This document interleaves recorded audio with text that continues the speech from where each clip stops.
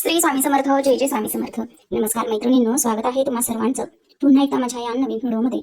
तर बघा, येत्या 27 मेला बुधवारच्या दिवशी आलेली आहे कमला एकादशी. तर 17 मे पासून अधिक मास हा जो आहे तर तो सुरू झालेला आहे.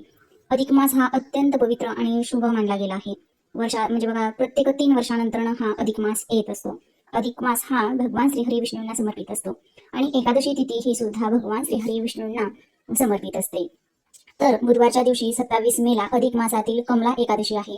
अधिक मासातील कमला एकादशी आता बघा 3 वर्षानंतरच येत असते, म्हणजे फक्त अधिक महिन्यामध्येच ही एकादशी येत असते. त्यामुळे आपल्याला या एकादशीच्या दिवशी होता होईल एवढ्या सेवा उपासना या करायच्या असतात आणि त्याचबरोबर आपल्याला काही उपाय सुद्धा या एकादशीच्या दिवशी करायचे असतात.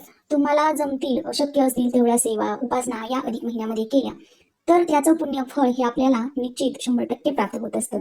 कारण की अधिक महिन्यामध्ये आपण केलेल्या जेवढ्या पण सेवा असोत, उपाय असोत किंवा जप असतील तर त्याचं देखील पुण्यफळ हे आपल्याला 33 पटींनी प्राप्त होत असतं. कारण की अधिक महिन्यामध्ये 33 या अंकाला विशेष असं महत्त्व दिलं जात असतं.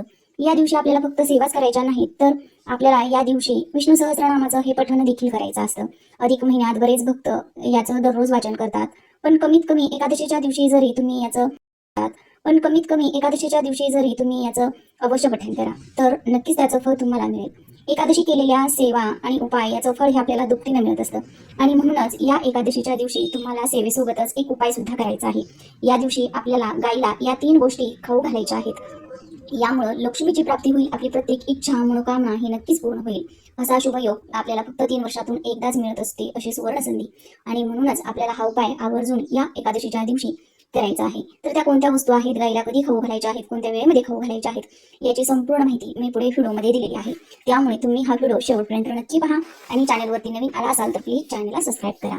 तर हा उपाय आपण का करायचा आहे बघा, तुमच्या घरामध्ये काही अडचणी असतील, तुमच्या काही इच्छा असतील, तुम्हाला काही आर्थिक समस्या येत असतील, तुम्ही किती पण घरामध्ये काबाड कष्ट करा, मेहनत करा, तरी देखील तुमच्याकडे म्हणजे पैसा जो आहे तर तो येत नाही किंवा आलेला पैसा तुमच्या हातून खर्च होऊन जात आहे, तुमच्यावर खूप कर्जाचा डोंगर झाला आहे आणि तो अजिबातच कमी होत नाही. घरामध्ये पैशाला पैसा लागत नाही किंवा घरामध्ये पैसा येतोय खरा पण तो टिकून राहत नाही, खर्च होतोय. मुलांचं शिक्षण असेल, आजारपण असेल किंवा इतर काही व्यर्थ खर्च आपल्या हातून होत असतील, मुलांच्या शिक्षणात भरपूर अडचणी येत आहेत, त्या सुटत नाहीत.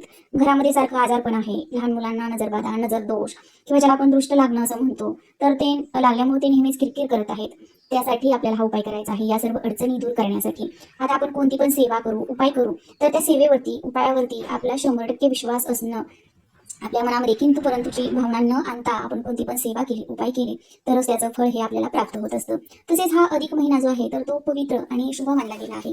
हा महिना सेवा उपासना करण्यासाठी अतिशय पवित्र मानला जात असतो आणि या बुधवारच्या दिवशी 27 मेला कमला एकादशी आलेली आहे आणि या एकादशीला केलेल्या सेवेचं, उपायाचं तुम्हाला फळ हे 10 पटीनं अधिक मिळणार आहे. तर हा उपाय कोणी करायचा बघा, तर हा उपाय कोणीही करू शकतो. अगदी विधवा महिला असतील किंवा स्त्री असेल, पुरुष असतील, मुली असतील तर त्या सुद्धा आपल्या लहान भावासाठी, बहिणीसाठी, आई आपल्या मुलांसाठी किंवा वडील आपल्या मुलांसाठी हा उपाय करू शकतात. तर हा उपाय करण्यासाठी आपल्याला लागणार आहे 1 वाटीभर चणा डाळ आणि थोडासा गुळ. आपल्याला गाईला खाऊ घालण्यापूर्वी ही चणा डाळ जी आहे तर ती अर्धा तास अगोदर पाण्यामध्ये भिजवून घ्यायची आहे. आता बघा, थोडंसं गव्हाचं पीठ मळायचं आहे, त्याच्यामध्ये आपल्याला मीठ जे आहे तर ते अजिबात घालायचं नाही आणि अशी 1 चपाती आपल्याला बनवून घ्यायची आहे.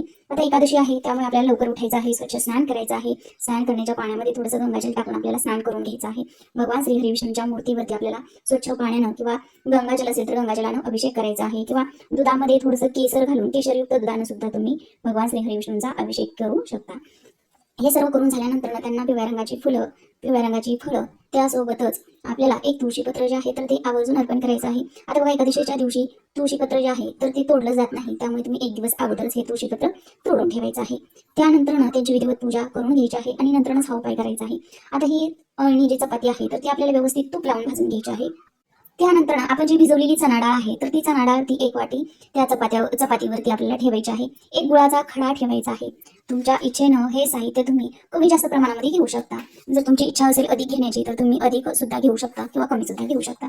आता हे ताट आपल्याला देवघरासमोर ठेवायचं आहे, त्याला हरिकुंकू अक्षदा व्हायच्या आहेत आणि प्रार्थना करायची आहे की मी हा उपायच्या कामासाठी, जी इच्छा पूर्ण होण्यासाठी करत आहे तर त्या कामामध्ये मला यश मिळू द्या.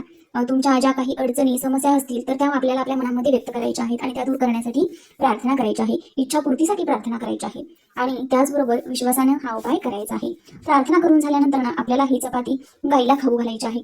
तर बघा, गाईमध्ये 33 कोटी देवी देवतांचा वास असतो असं मानलं जातं आणि गाईला आपण गोमाता सुद्धा म्हणतो. त्यामुळे आपल्याला गाईची देखील पूजा करून घ्यायची आहे. तिथं गेल्यानंतर ना बघा, गाईच्या पुढच्या 2 पायावरती आपल्याला पाणी ओतायचं आहे. गाईला हळदी कुंकू अक्षता व्हायच्या आहेत, पूजा करायची आहे, गाईला ओवाळून घ्यायचं आहे आणि नंतर ना ही जी वस्तू आहे म्हणजे चपाती आहे तर ती गाईला खाऊ घालायची आहे.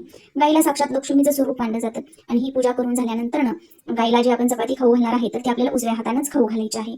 तर हा अशा पद्धतीने आपण जर नैवेद्य गाईला खाऊ घातला तर आपल्याला नक्की 33 कोटी देवी देवतांचे आशीर्वाद नक्कीच प्राप्त होतील. आणि गाईला हा नैवेद्य खाऊ घालताना जर हाताला तुमच्या गाईची तोंडातील जिभेची लाळ जर लागली तर ती खूप शुभम असते आणि हे असं शास्त्रात सुद्धा सांगितलं आहे. त्यामुळे तुमच्या सर्व इच्छा ह्या नक्कीच पूर्ण होतील आणि ही सोन्यासारखी संधी आपल्याला परत 3 वर्षांनीच मिळणार आहे. त्यामुळे ही संधी वाया घालवू नका. एकादशीला सर्वांनी हा उपाय नक्की करा. त्यामुळे तुमच्या नक्की सर्व अडचणी ज्या आहेत तर त्या नक्कीच दूर होतील. गाईमध्ये 33 कोटी देवी देवतांचा वास असतो आणि त्यासोबतच बघा, अधिक महिन्यामध्ये 33 या अंकाला खूप विशेष असं महत्त्व दिलं जातं. तर आजची माहिती आवडल्यास व्हिडिओला लाईक करा, शेअर करा आणि चॅनलवर नवीन आला असाल तर प्लीज चॅनलला सबस्क्राईब करा आणि असेच नवनवीन माहितीपूर्ण व्हिडिओ पाहत राहा.